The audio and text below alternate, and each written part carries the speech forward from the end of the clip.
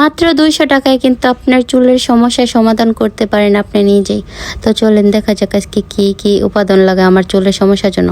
এখানে জবা ফুল, তিসি, মেহেদি পাতা, এরপর নিম পাতা আছে, আদা, মেথি, কালো জিরা, তুলসী পাতা, অ্যালোভেরা, নিম পাতা, এটা হচ্ছে আমলকি, পেঁয়াজ আর জবা ফুলের পাতা আর কালো কিশির যে পাতাটা গাছ সহ গুঁড়া সহ আমি নিয়ে আসছি। আর এই যে বেন্নার তেল। তো আমি নিয়ে নিয়েছি প্যারাশুট অয়েল, আপনারা যে কোনো একটা অয়েল নিতে পারেন। আর এই যে আমার যে শুকনো উপকরণগুলো ছিল এগুলো সব আদু থেতনো করে আমি কিন্তু ব্লেন্ডারে থেতনো করেছি। আর এটা হয়েছে কি বলে, আমি এগুলো সব তেলের মধ্যে একদম অল্প আছে কি বলে এই উতলানো বলে, মানে এরকম বুড়বুর উঠবে উপরে, দেখেন কিন্তু ফেনা উঠছে।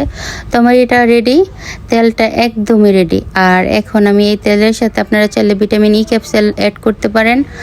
আর এই যে দেখেন, এই আমার তেল তৈরির পরে বাকি এইগুলো কিন্তু আমি হেয়ার মাস্ক হিসাবে ব্যবহার করব। এইগুলো কিন্তু ব্লেন্ডার করে তারপরে আমি মাথায় ইউজ করব।